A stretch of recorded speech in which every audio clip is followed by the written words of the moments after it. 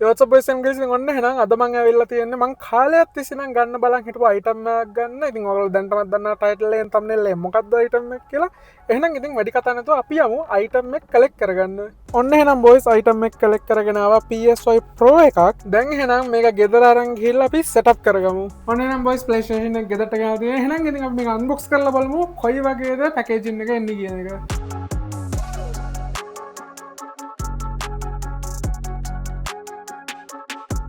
ඕකේ voice වෙන්න තියෙන අපේ කන්ට්‍රෝල එක විතරට කන්ට්‍රෝල එක බලාගන්න පුළුවන් ඉතින් මේ කලින් අල්ලලා තිබ්බට දැන් තම අපේ වෙන්න බලමු හෙනම් කන්සෝල් එකත් එලියට අරගෙන කොයි වගේද කියලා බොක්ස් ඇතුලෙන් වොයිස් අපිට පවර් කේබල් එක එනවා HDMI කේබල් එකක් එනවා ඒත් එක්කම type C to C cable එකකුත් එනවා ඒත් එක්කම වොයිස් මේ වගේ තව හෝල්ඩර්ස් දෙකකුත් එනවා PlayStation එක අනිත් පැත්තට තියෙන හරිද එකක් බලමු තියලාම එහෙනම් ඉතින් අපි දැන් ගමු අපේ PlayStation එක එලියට ඕකේ වොයිස් here we go ඔන්න බොයිස් අපේ PS Pro එක PS5 Pro එක මේ විදිහට තමයි මේ සෑහෙන බරයි yes ඔන්න ඔය විදිහට තමයි බොයිස් අයිටම් එක එන්නේ type C to C port දෙකක් තියෙනවා ඉස්සරහින් power button එක තියෙනවා ඊට USB තියෙනවා ඊට පස්සේ LAN cable එක තියෙනවා HDMI තියෙනවා power cable එක තියෙනවා ඔච්චරයි ඉතින් තියෙන්නේ වෙන මොකුත් නැහැ okay boys here we go අපි පළවෙනි start එක බලමු කොයි විදිහට දෙන්නේ කියලා එහෙනම්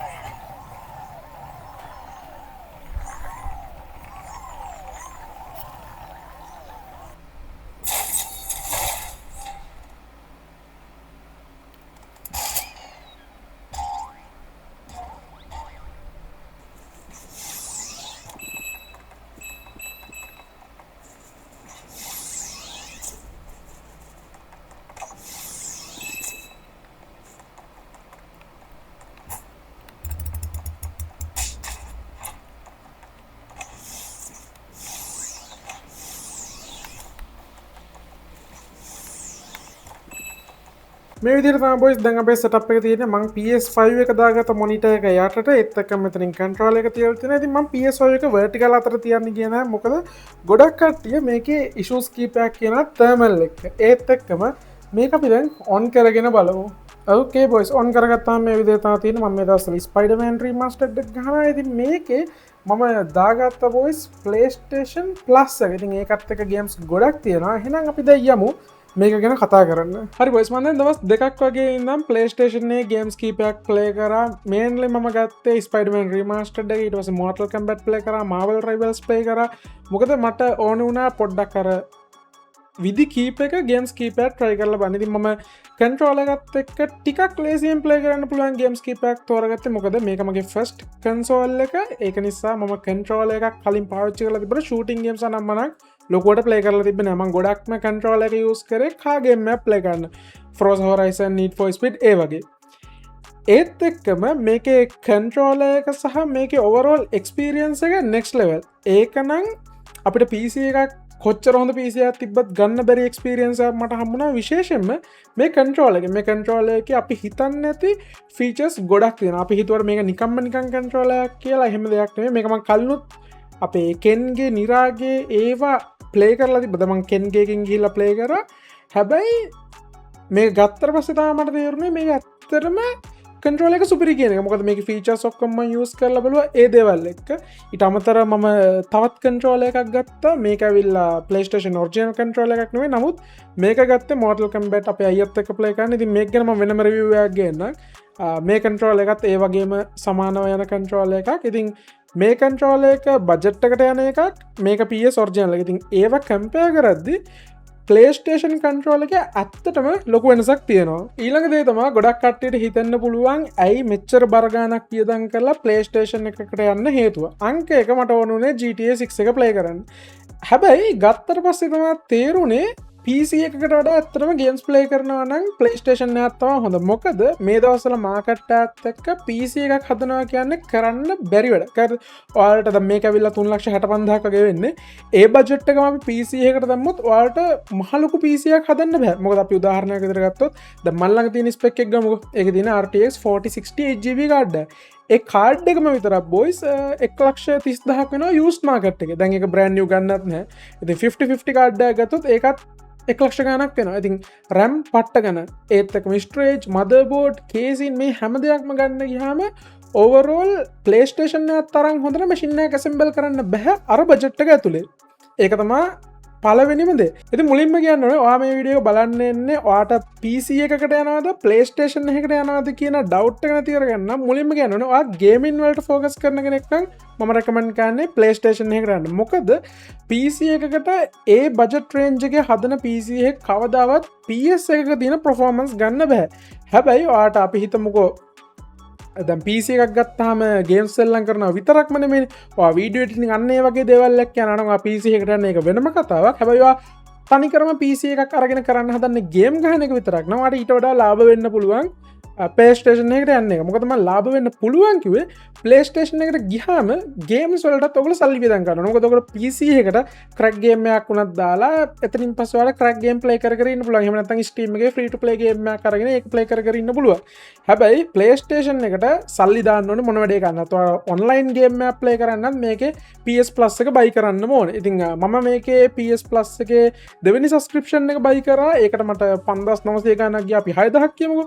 ඉතින් PlayStation එකත් සල්ලි දීලා අරගෙන ඊට පස්සේ ඒකේ subscription එකකුත් අරගෙන හැබැයි subscription එක ගත්තම නම් games බර ගාණක් තියෙනවා. games ඇත්තටම පට්ට ගොඩක් තියෙනවා. games ගොඩක් අපි කියමු games play කරලාම නැති කෙනෙක් නම් ඔයාලට play කරන්න ඕන තරම් games තියෙනවා. ඒත් එක්කම ඊළඟ දේ තමයි මම දැන් මගේ system requirements ගත්තොත් මගේ PC එක ඒ කියන්නේ Ryzen 7600X processor එකක් එක 32GB RAM RTX 4060 8GB card එක. හැබැයි ඒකෙත් මම ලැග්විවී ප්ලේ කරපු ගේම්ස් මම මේකේ බබා වගේ ප්ලේ කරනවා 120Hz වලින් 120 FPS එකක් යනකම මම කිසිම ඉෂුවක් නැතුව ප්ලේ කරනවා. මගේ PC එකට වඩා හොඳ එක්ස්පීරියන්ස් එකක් ගන්නවා. විශේෂයෙන්ම මුලින්ම කියනවා Marvel Rivals එක මම 120Hz වලින් මොනිටර් එකට දාගෙන ඒක ගැම්මට ප්ලේ කරා කිසිම ලැග් එකක් නැහැ දශමයකවත්. හැබැයි මගේ PC එකේ 120Hz දාලා high graphic දාලා ප්ලේ කරන්න බෑ. graphic low කරන්නත් ඕනේ FPS යවා ගන්න. ඉතින් අන්න ඒ වගේ ප්‍රශ්න කීපයක් මට ආවා PC එකේදී. එතකොට මට mainly doubt එකේ මම graphic card එක up කරනවද PlayStation එකක් ගන්නවද කියන එක දැන් මාස ගානකට කලින්. ඉතින් graphic card එක up කරොත් මට මේ තියෙන budget එකට යන්න පුළුවන් boys RTX 5070ක් වගේ. ඒක long term හොඳයි වගේ හිතුනට මට GTA 6 ප්ලේ කරන්න ඕන එකත් එක්ක සහ ඉස්සරහට එන ගේම්ස් බයි කරන එක ලොකු ප්‍රශ්නයක් නැති නිසා මම තීරණය කරා PlayStation එකට යන්න. මොකද මම PC එකේ හිටියත් දැන් ගොඩක් වෙලාවට ගේම්ස් බයි කරනවා Steam එකෙන් අනිවාර්යෙන් අලුතෙන් ගේම් එකක් આવොත් ඒ ගේම් එක මට ගන්න ඕන නම් මම ගන්නවා. ඉතින් Forza Horizon 6 එකත් ගන්න ගිහිල්ලා ගත්තේ නෑ. හැබැයි තව ගොඩක් ගේම්ස් මම අරගෙන ප්ලේ කරනවා. ඉතින් ගේම්ස් උත් සල්ලි දීලා ගන්න එකේ මම තීරණය කරා PlayStation එකකට යනවා කියලා. ඉතින් ඒක ඇත්තටම හිතුවට වඩා හොඳ අදහසක් වුණා. ඉතින් ෆයිනලි මගේ එක්ස්පීරියන්ස් එකත් එක්ක මට ඔයාලට කියන්න තියෙන්නේ ඔයාලා තාමත් PC එකක් නැති කෙනෙක් කියනවා ඔයා ගේම් ගහන්න PC එකක් හදන්න බලන් ඉන්න කෙනෙක් නම් brand new PC එකකට යන්න ඉන්න කෙනෙක් නම් ලක්ෂ 4ක වගේ බජට් එකක් නම් තියෙන්නේ ගේම්ස් විතරයි නම් ප්ලේ වෙන්නේ. මම ආයෙත් කියනවා ගේම්ස් විතරක් ප්ලේ කරන්න ගන්න කෙනෙක් නම් මම කියන්නේ PlayStation එකකට යන්න. මොකද ඒක ඇත්තටම වටිනවා. ඒත් එක්කම ඔයාලට පුළුවන් මාස ගානේ ඔයගලන්ට subscription එක දාලා ගේම්ස් ගන්න පුළුවන්. එහෙම නැත්නම් ඔයාලට වෙනම අපි කියමුකෝ දැන් මං ගියේ PlayStation Pro එකටනේ. ඔයාලට PlayStation 5 slim එකකට වගේ ගියොත් disk එක තියෙනවා. ඒතකොට ඔයාලට disk ගන්න පුළුවන්. ඉක්මන් එකේ එහෙම නැත්නම් Facebook marketplace එකේ ඔයාලා බැලුවොත් ඔයාලට ගොඩක් ගේම්ස් ගන්න පුළුවන්. කට්ටිය යූස් කරපුවා ඒගොල්ලෝ සෙල් කරනවා. ඉතින් ඒ වගේ ගේම්ස් අඩුවට ගන්න පුළුවන්. ඉතින් අන්න ඒ වගේ opportunities ගොඩක් තියෙනවා. ඔය experience එක තමයි මට PlayStation 5 එකත් එක්ක මට තියෙන එක. ඉතින් පළවෙනි console එක විදිහට ඒත් එක්කම මම PlayStation එකේ වගේම ඔයාලා තාමත් දන්නේ නැත්නම් මම short form content දානවා TikTok එකේ Facebook එකේ වගේම Instagram එකේ. ඉතින් අනිවාර්යෙන් මගේ platform ටිකක් follow කරලා තියාගන්න. PlayStation එකේ ඉස්සරහටත් content ගොඩක් ගේන්න දැන් තමයි plan කරන් ඉන්නවා. ඉතින් ඉස්සරහට PlayStation content එක්කම තවත් short form content එකක් හම්බෙමු. ඒ වගේම අනිවාර්යෙන් ඔයගලන්ට මොකක් හරි ප්‍රශ්නයක් තියෙනවා නම් පල්ලෙහා කමෙන්ට් සෙක්ෂන් එකෙන් දාන්න. එහෙම නැත්නම් මට DM එකක් දාන්න මගේ අනිත් platform වලින් මම ඒවට ඔයාලට උත්තර දෙන්න.